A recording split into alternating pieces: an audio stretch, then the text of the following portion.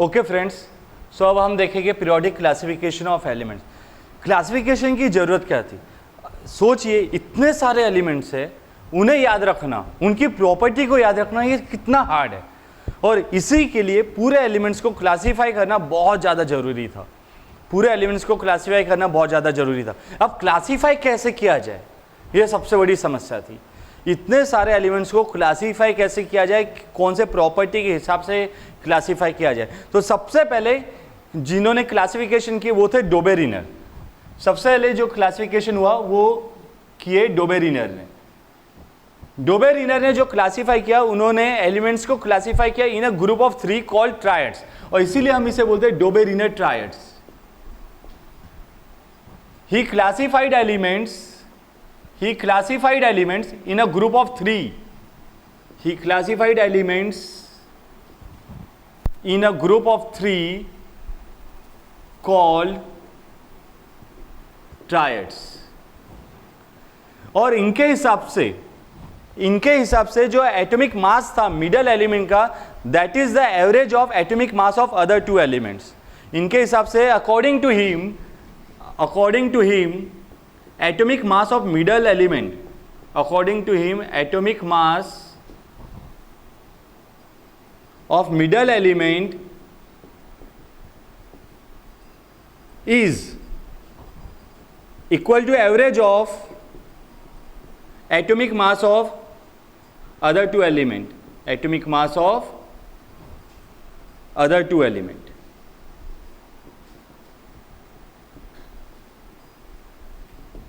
Example उन्होंने दिया एक triad, lithium, sodium and potassium.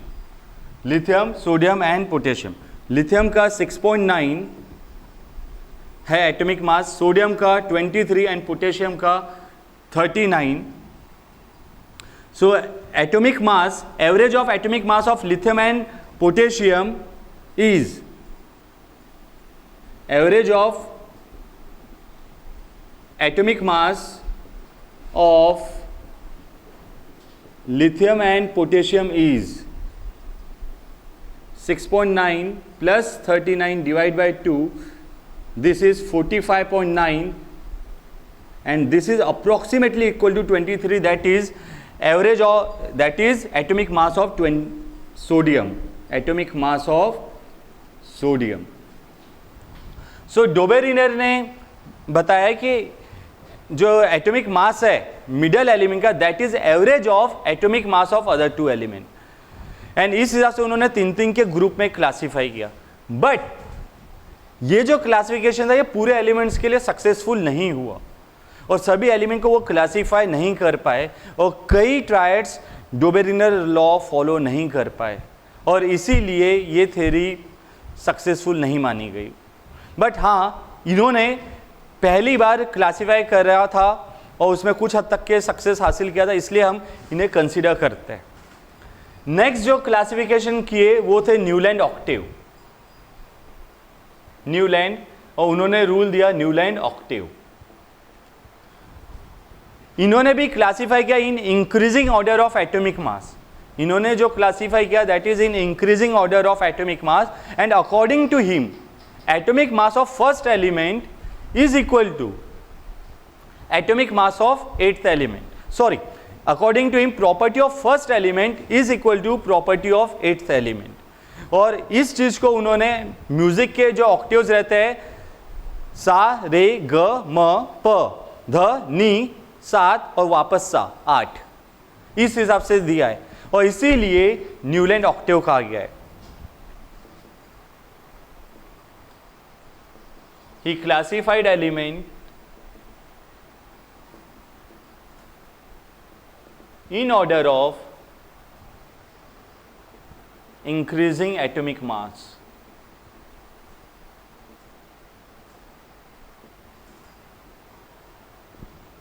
According to him,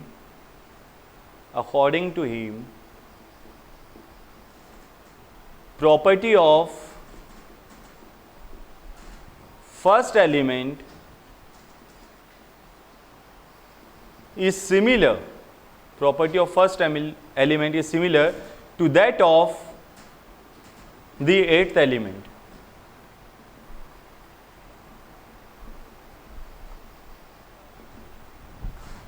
According to him, property of first element is similar to that of the eighth element. He called these Newland octaves, जैसे कि octaves of music होता है वैसे ही.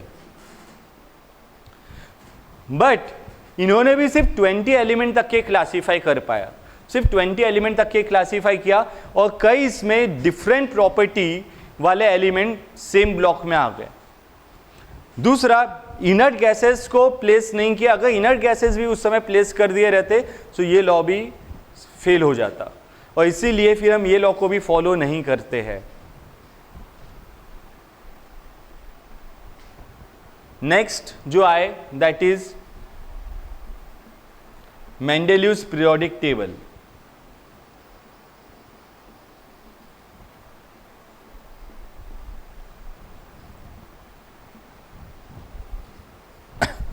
Mendeleev जो थे वो उन्होंने एक फर्स्ट बहुत ही बड़ा ब्रेक थ्रू दिया था क्लासिफिकेशन में.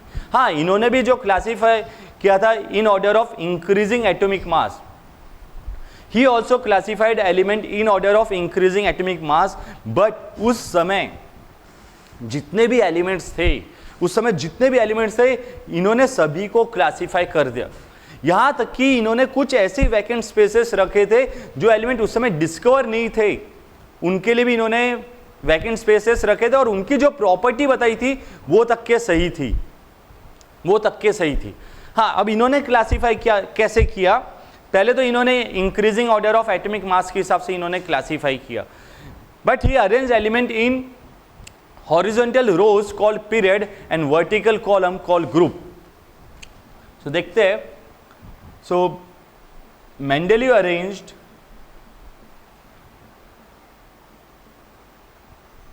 elements in order of, Mendeleev arranged element in order of increasing atomic mass.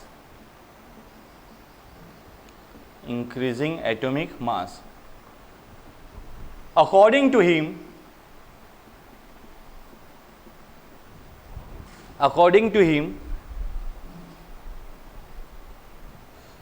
atomic mass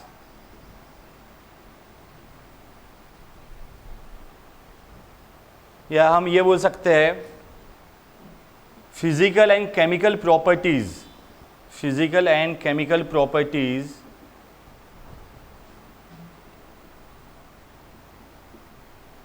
are the periodic function of atomic mass.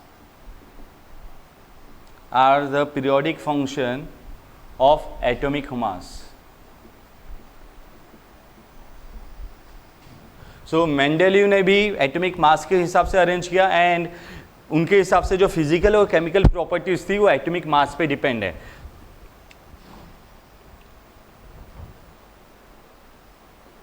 He arranged element, उन्होंने जो एलिमेंट अरेंज किए in horizontal rows called periods. He arranged elements in horizontal rows. He arranged element in horizontal rows and he called these rows as period.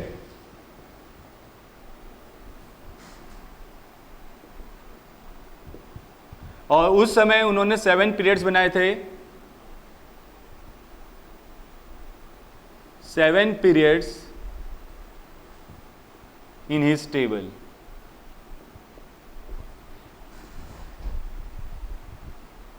He arranged element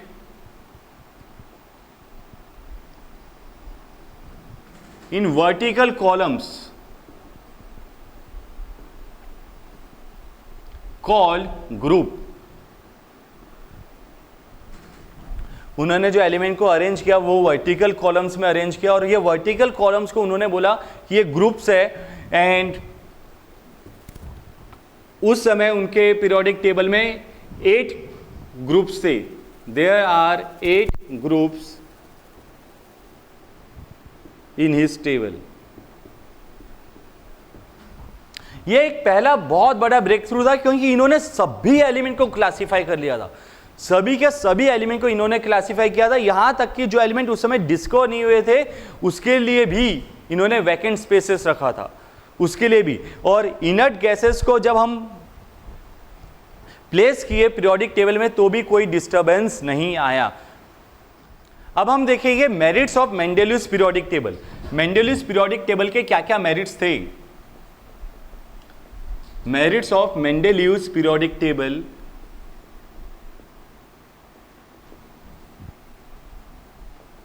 first, he arranged all known elements then. उस समय जितने भी elements पता थे उन्हें सबको इन्होंने classify किया। ही क्लासिफाइड ऑल नोन एलिमेंट्स, जितने भी एलिमेंट्स पता थे सभी का उन्होंने क्लासिफिकेशन किया। He kept vacant spaces, he kept vacant spaces for elements which were not discovered then, for elements which were not discovered then, which were not discovered then। उन्होंने यानी वैकेंट स्पेसेस रख दिया था उन एलिमेंट्स के लिए भी जो उस समय डिस्कवर नहीं हुए थे, उस समय डिस्कवर नहीं हुए थे। और बाद में देखा गया कि उनकी जो प्रॉपर्टी है वो भी सेम पाई गई। ही कॉल देम इका बोरॉन, और बाद में वो एलिमेंट था स्कैंडियम, इका एल्यूमिनियम, ये था गैलियम, एंड इका silicon, this was germanium.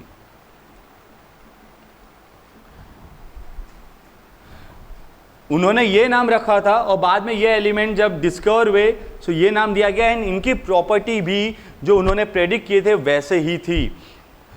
Mendeleev के समय इनर्ट गैसेस डिस्कवर नहीं हुए थे, लेकिन जब बाद में इनर्ट गैसेस डिस्कवर हुए और उन्हें प्लेस किया गया मेंडेलीव पीरियोडिक टेबल में, तो उसके वजह से कोई प्रॉब्लम नहीं आए, यानी कोई पीरियोडिक टेबल को कुछ डिस्टर्बेंस नहीं हुआ, ये हम बोल सकते हैं।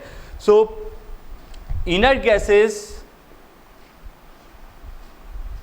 could be placed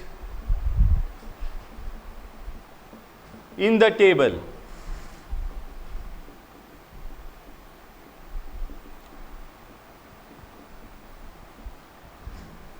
without any hindrance। So merits of Mendeleev periodic table कि उन्होंने सभी एलिमेंट को क्लासीफाई कर लिया, कुछ जो उस समय डिस्कवर नहीं हुए थे उनके लिए भी उन्होंने जगह रखी और बाद में उनकी प्रॉपर्टी भी सही प्रेडिक्ट कर पाए थे। वो इनर्ट गैसेस जो बाद में डिस्कवर हुए उससे भी पीरियोडिक टेबल गलत नहीं हुआ, वो भी सही तरह से प्लेस हो सकते थे। इवन देन कुछ डीमेरिट्स थे मेंडेलीव पीरियोडिक टेबल में। मेंडेलीव पीरियोडिक टेबल में कुछ डीमेरिट्स थे, लेट्स सी वो क्या क्या डीमेरिट्स थे। Demerits of Mendeleev's periodic table।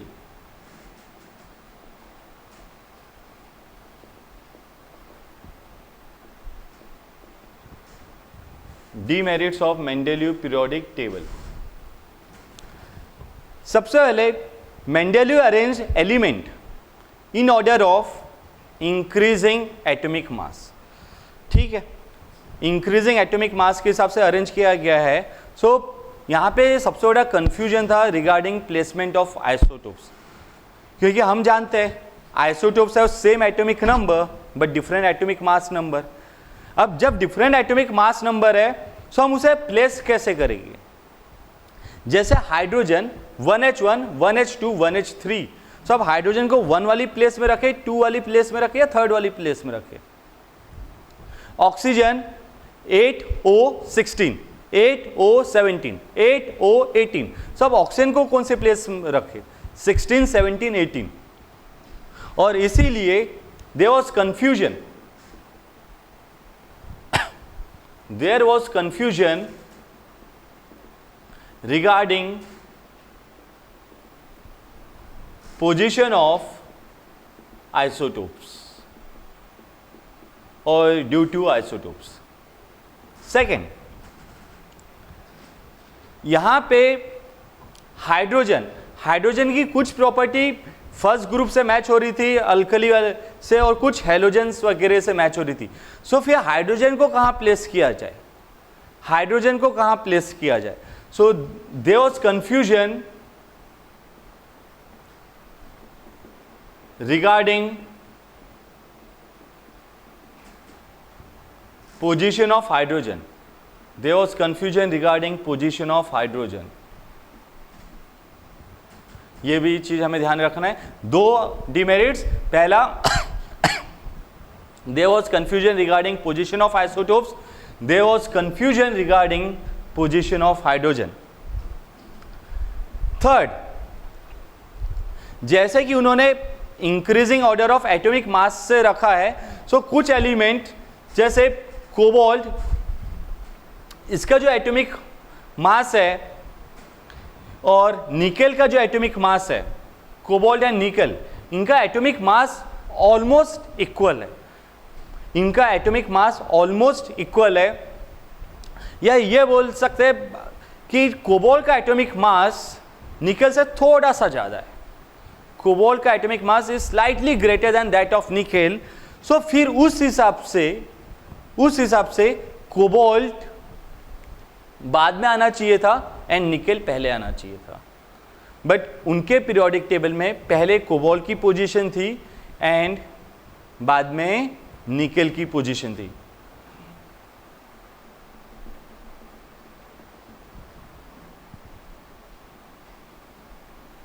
Mass of both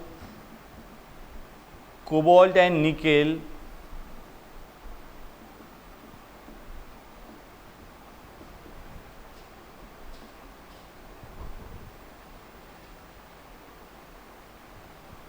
is almost equal. So there was doubt regarding their position. There was doubt regarding their position. Next, जैसे कि हम देखें एटॉमिक मास ग्रेजुअली इंक्रीज तो हो रहा है, लेकिन हमें यह नहीं पता है कि दो एलिमेंट्स के बीच में कितने एलिमेंट्स आ सकते हैं, दो एलिमेंट्स के बीच में कितने एलिमेंट्स आ सकते हैं, क्योंकि जैसे अगर किसी का एटॉमिक मास 11 है और किसी का एटॉमिक मास 12 है, तो हम प्रॉपर्ली प्रेडिक्ट नहीं कर सकते कि 11 और 12 के बीच में कोई आ सकता है या नहीं आ सकता है।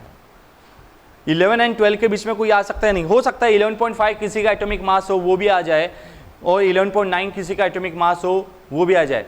सो we couldn't properly predict how many elements are present between two elements.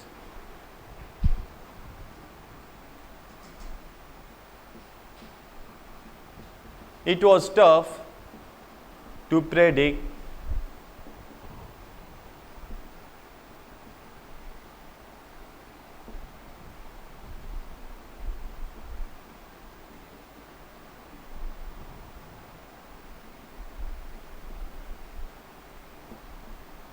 between two elements. Fifth, he placed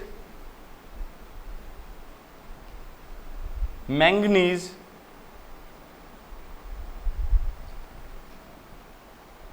along with non-metals.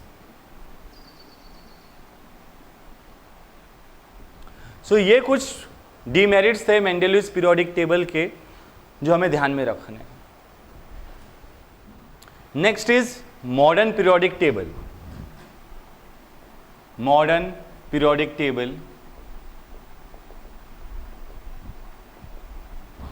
ये मोस्ले ने बनाए थे, इसलिए इसे मोस्लेस पीरियोडिक टेबल भी बोला जाता है। मोस्लेस पीरियोडिक टेबल। सो ये टेबल में he classified element, mostly classified element in order of increasing atomic number and according to him physical and chemical properties are periodic function of atomic number. So अभी तक के जो तीनों थे वहां पे increasing order of atomic mass के हिसाब से अरेंज किया गया था। ये पहला पीरियोडिक टेबल है जिसमें increasing order of atomic number को कंसीडर किया गया है, यानी ये पीरियोडिक टेबल में पूरा फोकस एटॉमिक नंबर पे किया गया है. So he arranged element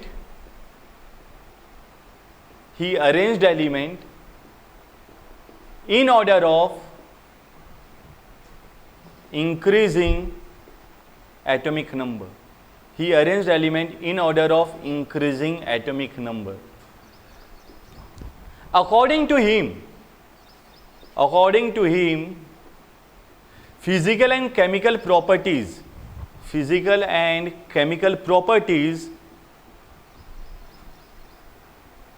of an element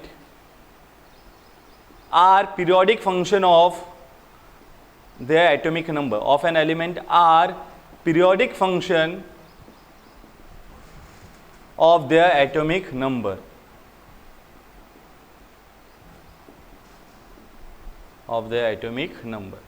so modern periodic table में एटॉमिक नंबर के हिसाब से अरेंज किए और उनके हिसाब से जो फिजिकल और केमिकल प्रॉपर्टीज थी किसी की भी एलिमेंट्स की, वो एटॉमिक नंबर पे डिपेंड करती है.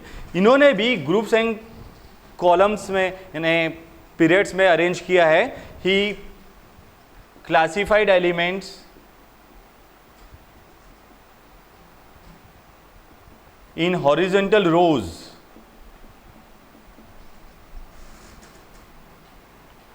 Called periods.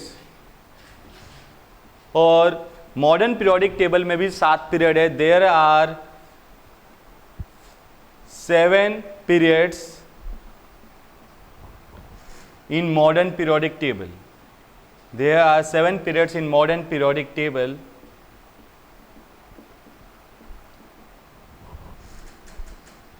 इसके साथ इन्होंने वर्टिकल कॉलम्स को इन्होंने भी ग्रुप बोला. एंड बट यहाँ पे जैसे मेंडेलीव इसमें मेंडेलीव पीरियोडिक टेबल में 8 ग्रुप थे, मॉडर्न पीरियोडिक टेबल में वो 8 को इन्होंने 18 में कन्वर्ट किया हुआ है.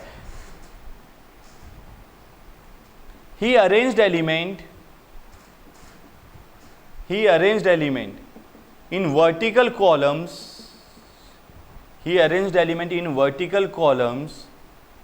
called groups. He arranged element in vertical column called groups. There are 18 groups. There are 18 groups in modern periodic table. There are 18 groups in modern periodic table. So modern periodic table में उन्होंने increasing order of atomic number के हिसाब से arrange किया. Physical and chemical properties को बोला कि वो एटॉमिक नंबर पे डिपेंड है. Horizontal rows are called period और इनके इसमें भी 7 पीरियड है. Vertical columns are called group and इनके इसमें 18 ग्रुप्स थे मॉडर्न पीरियोडिक टेबल में. एक जो नई चीज इन्होंने लिया, he arranged element with the help of electronic configuration. He arranged element with the help of electronic configuration.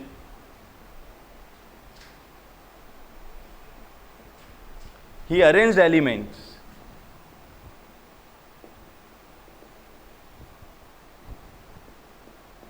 help of electronic configuration. So इसमें उन्होंने क्या किया है कि एलिमेंट्स को 4 ब्लॉक में क्लासिफाई कर दिया, 4 ब्लॉक्स में डिवाइड कर दिया. S block, P block, D block and F block.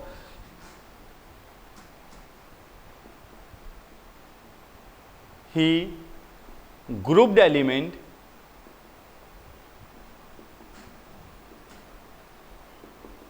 into 4 blocks. S block,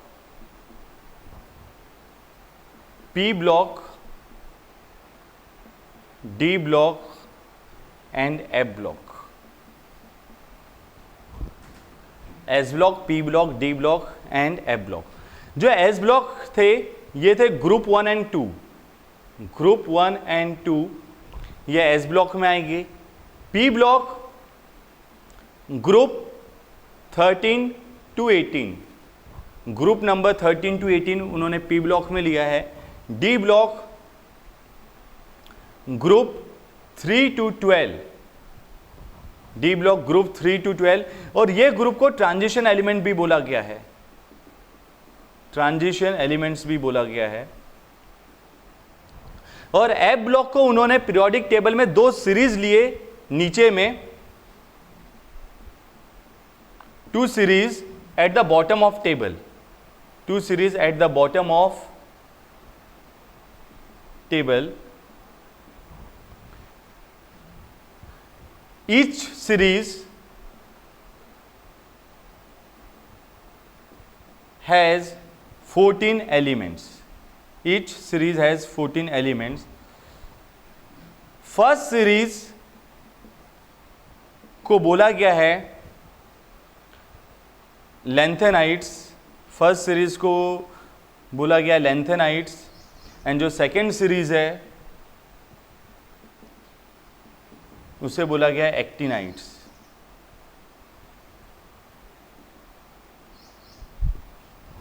F block element को इनर ट्रांजिशन एलिमेंट्स भी बोला गया है. F block elements are also called as inner transition elements.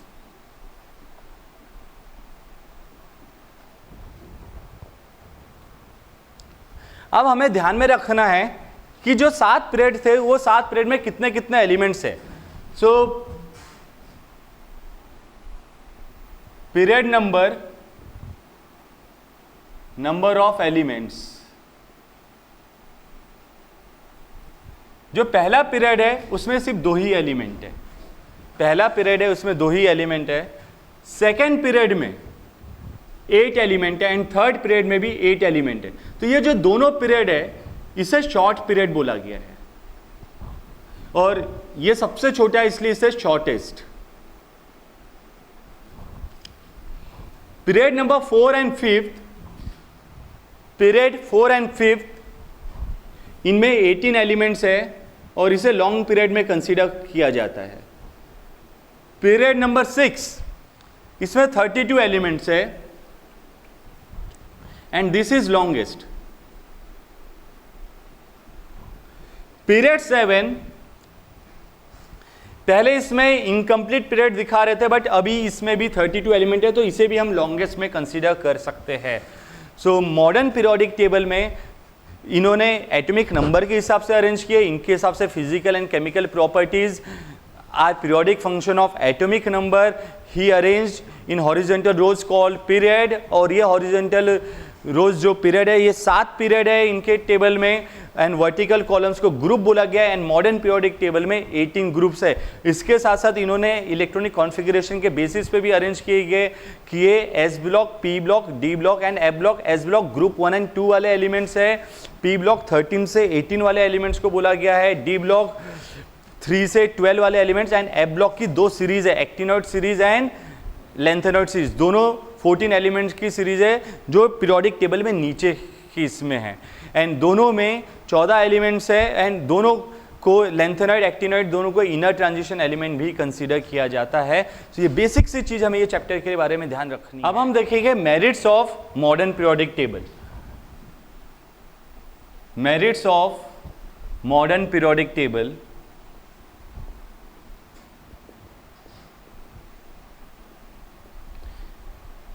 और इसे यह भी बोल सकते हैं कि कैसे मॉडर्न पीरियोडिक टेबल ने जो ड्रॉबैक थे, जो एनोमैली थी मेंडेलीव पीरियोडिक टेबल की, उसे कैसे रिमूव किया.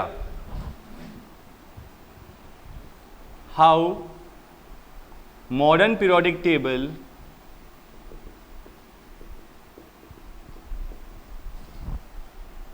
Remove anomaly of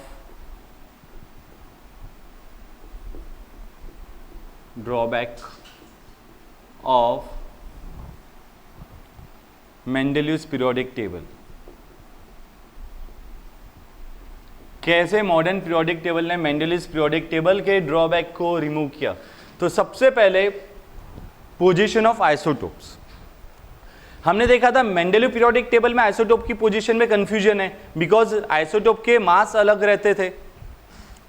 but isotope serves different atomic mass number but same atomic number, और इन्होंने तो एटॉमिक नंबर के हिसाब से अरेंज किया है, तो सभी के सभी आइसोटोप एक ही जगह पे आ जाएंगे। जैसे हाइड्रोजन का जो है 1h1, 1h2, 1h3, लेकिन 3 अलग एटॉमिक मास है बट एटॉमिक नंबर तो सेम है, सो कोई कंफ्यूजन ही नहीं है, कोई कंफ्यूजन ही नहीं है। वो 1 के हिसाब से पहले पोजीशन पे हाइड्रोजन रखे उन्होंने।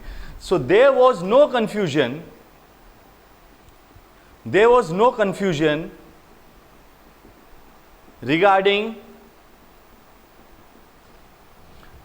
position of isotopes.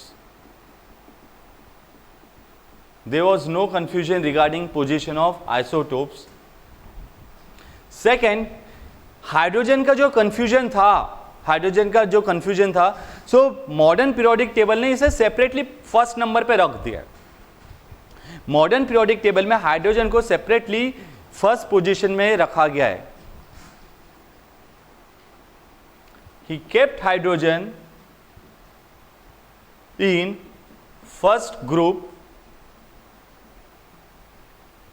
And at first position separately, first position separately.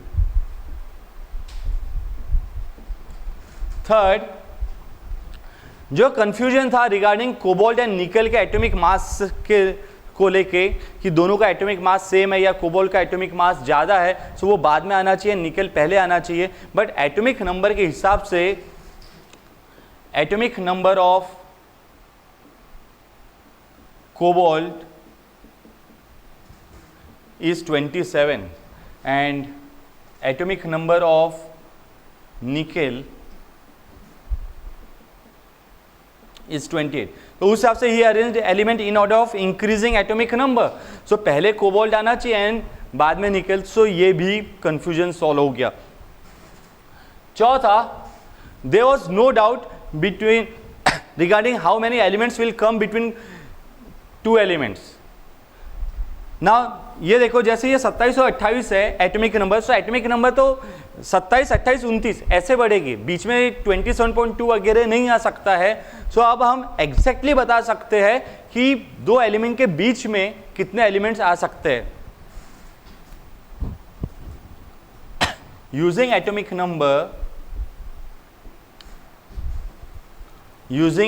Number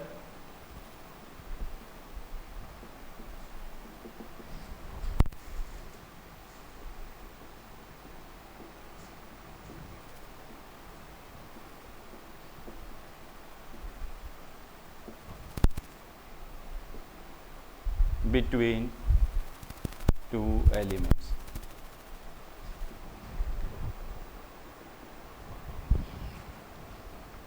जो प्रॉब्लम थी रिगार्डिंग मैग्नीज, इन्होंने मैग्नीज को डी ब्लॉक में रखा है, डी ब्लॉक में सभी मेटल्स है, सो वो भी प्रॉब्लम सॉल्व हो गई।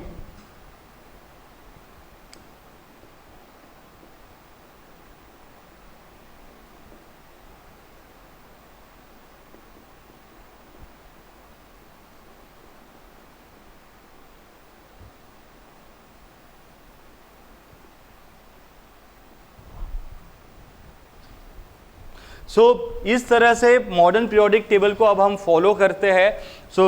पीरियोडिक क्लासिफिकेशन में सबसे पहले हमने देखा Dobereiner triads, he arrange in elements in group of 3 called triads and according to him atomic mass of middle element is equal to atomic mass of other 2 element. Newland octave उन्होंने भी atomic mass के हिसाब से arrange किया and उनके हिसाब से भी जो प्रॉपर्टी थी, property of first element is equal to property of 8th element and he called this octaves of music.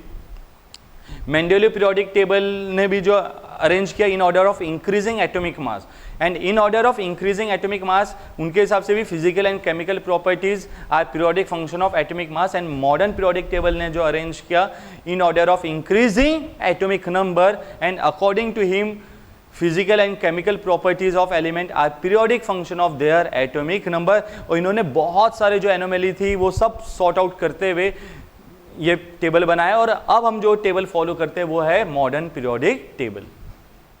अब हम देखेंगे periodic trends in modern periodic table. Periodic trends in modern periodic table. Periodic trends in modern periodic table, और इसमें सबसे पहला है valency, सबसे पहले valency. Now what is valency? So valency is combining capacity of an element or the number of electron required to complete the outermost shell of an element. So valency, it is the combining capacity. It is the combining capacity of an element. Of an element. Or the number of electrons required. Or the number of electrons required to complete the outermost shell of an element. To complete the outermost shell of an element.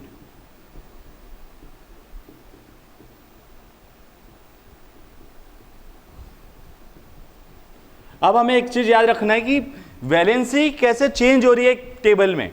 So valency increases from 1 to 4 and then decreases from 4 to 0 in periodic table. In a period from left to right,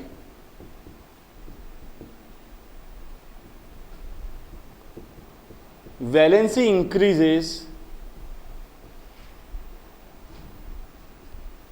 from 1 to 4 and then decreases from 4 to 0. Same in a group.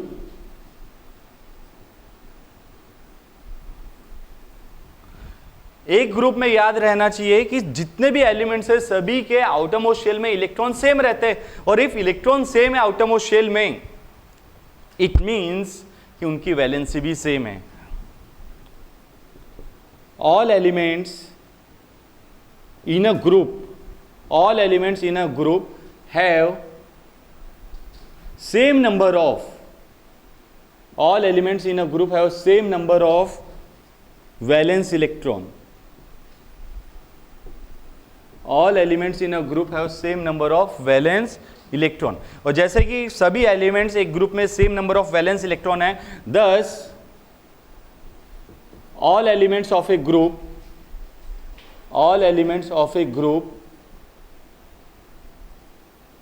have same valency.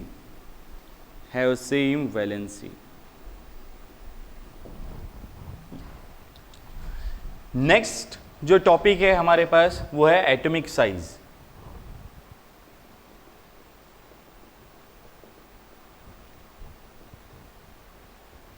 First valency and second atomic size. Atomic size क्या है? It is distance between centre of atom और centre of nucleus to the outermost shell. It is distance between center of atom to the outermost shell. It is distance between center of atom to the outermost shell. अब हमें देखना है कि कौन कौन से factor atomic size को affect करते हैं. सो फैक्टर्स अफेक्टिंग एटॉमिक साइज मतलब किसकी वजह से एटॉमिक साइज पे असर पड़ रहा है.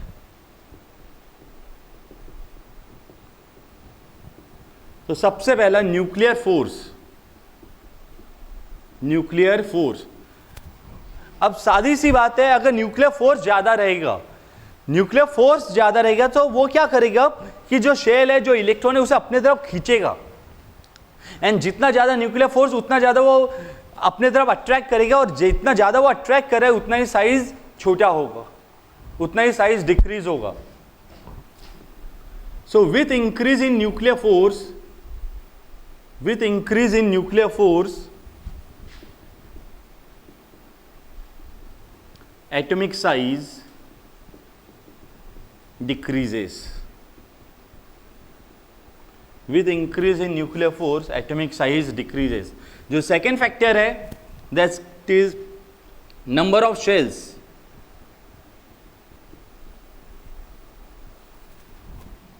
अब इसमें हम कंसीडर कर सकते हैं जैसे एक क्लास है, लेट्स से नाउ, एंड मैं न्यूक्लियस हूं, तो जो फर्स्ट रो है दैट इज फर्स्ट शेल, सो मेरा डिस्टेंस फर्स्ट शेल से और फिर मेरा डिस्टेंस सेकेंड शेल से, सो ऑब्वियसली सेकेंड शेल का डिस्टेंस ज़्यादा रहेगा, तो जैसे जैसे शेल बड़ा होते जाएगा, जैसे जैसे शेल ज़्यादा होते जाएगी, क्या होगा, एटॉमिक साइज भी ज़्यादा होते जाएगा. So with increase in number of shell, with increase in number of shells,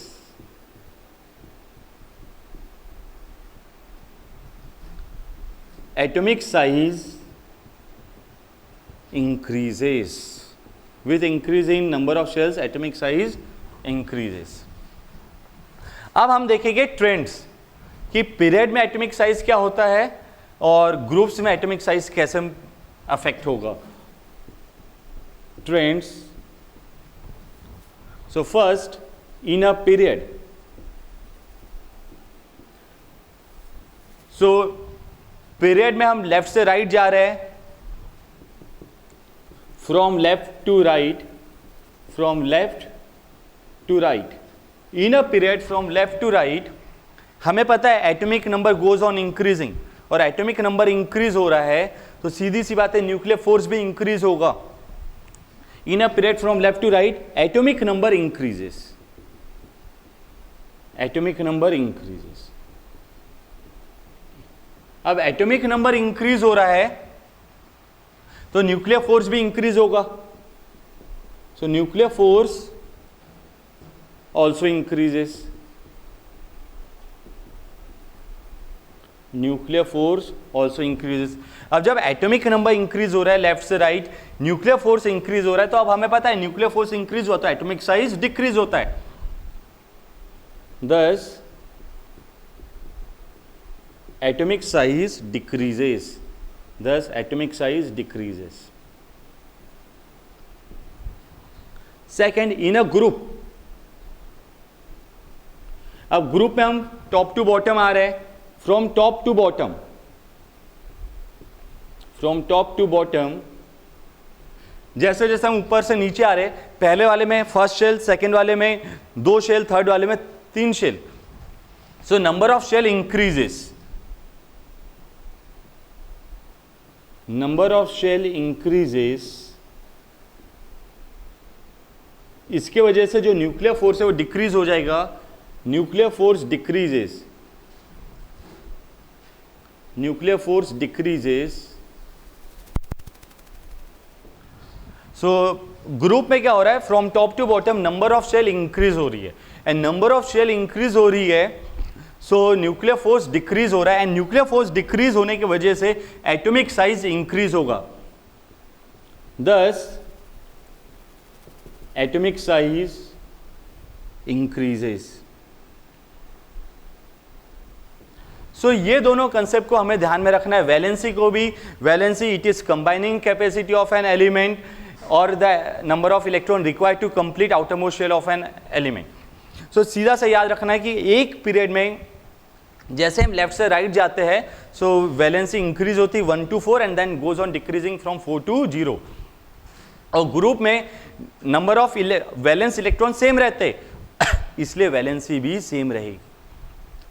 atomic size, distance between centre of atom to outermost shell, कौन कौन से फैक्टर उसे अफेक्ट करते हैं. एक तो न्यूक्लियर फोर्स, न्यूक्लियर फोर्स ज़्यादा रहा तो एटॉमिक साइज छोटा हो जाएगा, और number of shells, number of shells ज़्यादा रहा तो एटॉमिक साइज ज़्यादा होगा. अब पीरियड में हमने देखा है कि left to right atomic number increase हो रहा है, न्यूक्लियर फोर्स इंक्रीज हो रहा है, तो ऑब्वियसली एटॉमिक साइज डिक्रीज होगा. और ग्रुप में हमने देखा है top to bottom number of shell increase हो गए और इसीलिए एटॉमिक साइज भी इंक्रीज होगा. Third is electronegativity and electropositivity. Third है इलेक्ट्रोनेगेटिविटी एंड इलेक्ट्रोपॉजिटिविटी. अब इलेक्ट्रोनेगेटिविटी क्या होता है? इलेक्ट्रोनेगेटिविटी मतलब वो एटम, वो एलिमेंट इलेक्ट्रॉन को कितना अट्रैक्ट कर रहा है, वो एटम कितना इलेक्ट्रॉन को अट्रैक्ट कर रहा है. अब कौन ज़्यादा अट्रैक्ट करेगा? जिसके पास न्यूक्लियर फोर्स ज़्यादा रहेगा. किसके पास न्यूक्लियर फोर्स ज़्यादा है? जिसका एटॉमिक साइज कम है उसका न्यूक्लियर फोर्स ज़्यादा है। सो इसमें भी हम देखेंगे electronegativity.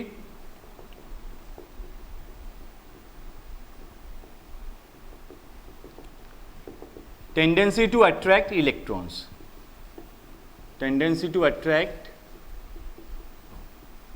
Shared pair of electrons.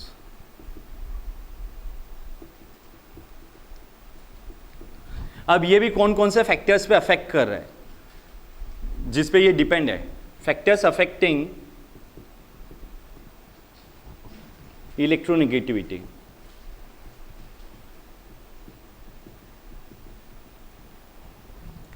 First, nuclear force. जितना ज्यादा न्यूक्लियर फोर्स रहेगा उतनी ही ज्यादा इलेक्ट्रोनेगेटिविटी रहेगी। Greater the nuclear force, greater the nuclear force, more will be the electronegativity.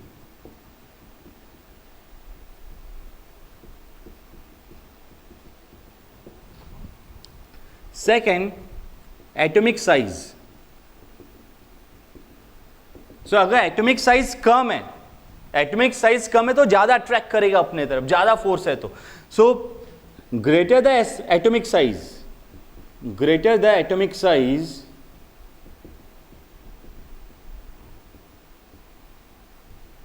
less will be the electronegativity.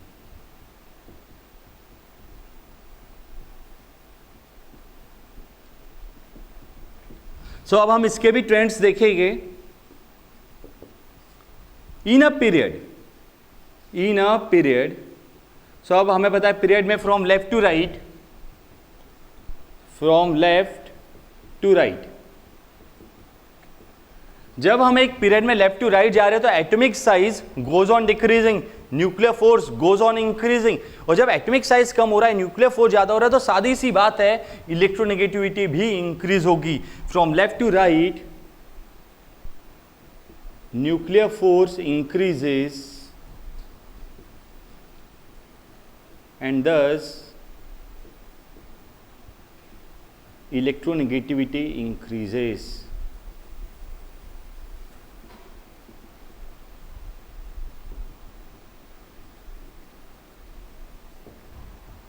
In a group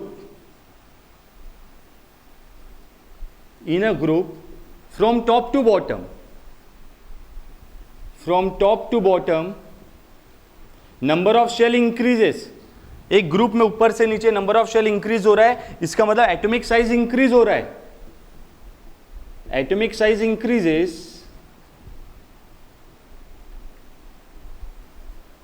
and thus electronegativity decreases.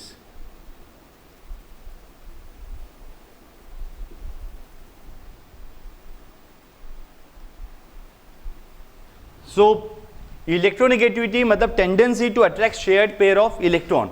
So factors जो affect कर रहा है nuclear force and atomic size. अगर nuclear force ज्यादा रहा सो वो attract करेगा, सो electronegativity ज्यादा रहेगी। और एटॉमिक साइज ज्यादा रहा सो ऑब्वियसली न्यूक्लियर फोर्स कम हो जाएगा, सो इलेक्ट्रोनेगेटिविटी भी डिक्रीज होगी। सो पीरियड में याद रखना लेफ्ट टू राइट, पीरियड में left to right atomic size decrease होता है, न्यूक्लियर फोर्स इंक्रीज होता है और इसीलिए इलेक्ट्रोनेगेटिविटी इंक्रीज होगी। बट जब हम ऊपर से नीचे जाते हैं ग्रुप में top to bottom, so number of shell increase हो रहा है, नंबर ऑफ शेल इंक्रीज हो रहा है, सो न्यूक्लियर फोर्स डिक्रीज हो रहा है, एटॉमिक साइज इंक्रीज हो रहा है, सो इलेक्ट्रोनेगेटिविटी डिक्रीजेस। और एक चीज जो याद रखना, fluorine is the most electronegative element, most electronegative element.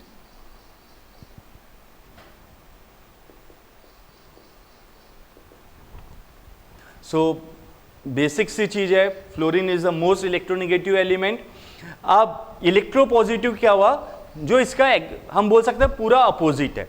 Electropositive जो इलेक्ट्रॉन को अट्रैक्ट नहीं कर रहा है, जो इलेक्ट्रॉन को अट्रैक्ट नहीं कर रहा है, तो एग्जैक्टली इसका अपोजिट रहेगा इलेक्ट्रोपॉजिटिविटी। अब देख लो एक बार ट्रेंड, जैसे अगर ये पीरियड है सो पीरियड में हम लेफ्ट टू राइट जा रहे हैं, सो इलेक्ट्रोनेगेटिविटी इंक्रीज होगी, इलेक्ट्रोनेगेटिविटी इंक्रीजेस, इलेक्ट्रोनेगेटिविटी इंक्रीजेस। और यही हम जब ऊपर से नीचे जा रहे हैं, टॉप टू बॉटम,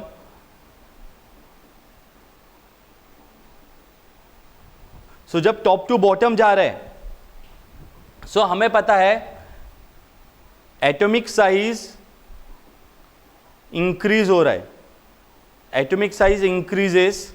और जब एटॉमिक साइज इंक्रीज हो रहा है, न्यूक्लियर फोर्स डिक्रीजेस, और न्यूक्लियर फोर्स डिक्रीज हो रहा है, so electronegativity decreases.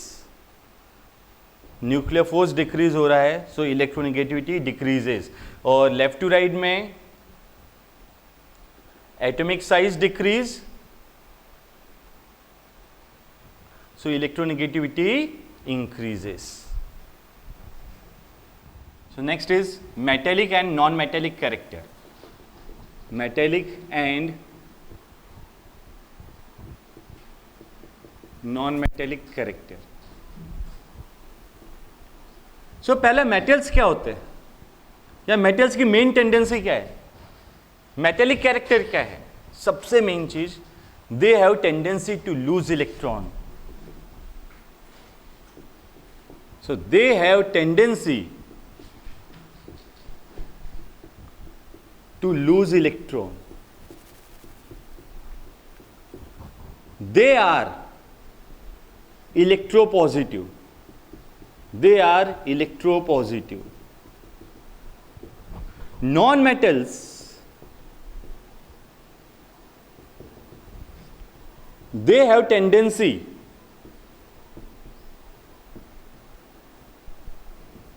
to gain electron.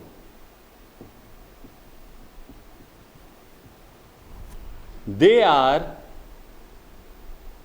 electronegative. They are electronegative. So जैसे जैसे एटॉमिक साइज ज़्यादा होगा, मेटल्स, मेटेलिक कैरेक्टर इंक्रीज होगा, means the metallic character increases, the metallic character increases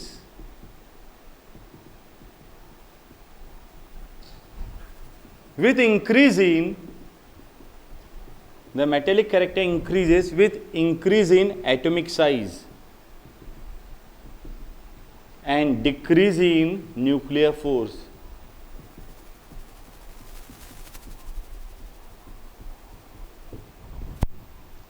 Non-metals, the non-metallic character, the non-metallic character increases with decrease in atomic size, with decrease in atomic size and increase in nuclear force, and increase in nuclear force. So जब हम periodic table देखते हैं, तो जब हम यहाँ से ऐसे जाते हैं from left to right, so left to right atomic size decrease हो रहा है, एटॉमिक साइज डिक्रीज हो रहा है, और इसीलिए non metallic character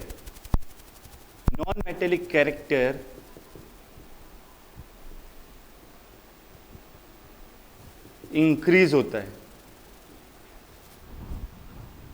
from left to right.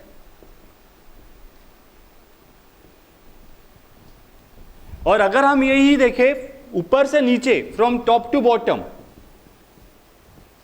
From top to bottom atomic size increase हो रहा है, एटॉमिक साइज इंक्रीजेस। और अगर एटॉमिक साइज इंक्रीज हो रहा है टॉप टू बॉटम में, तो सीधी सी बात है मेटेलिक कैरेक्टर भी इंक्रीज होगा, मेटेलिक कैरेक्टर इंक्रीजेस। सो ये था हमारा chapter periodic classification of elements.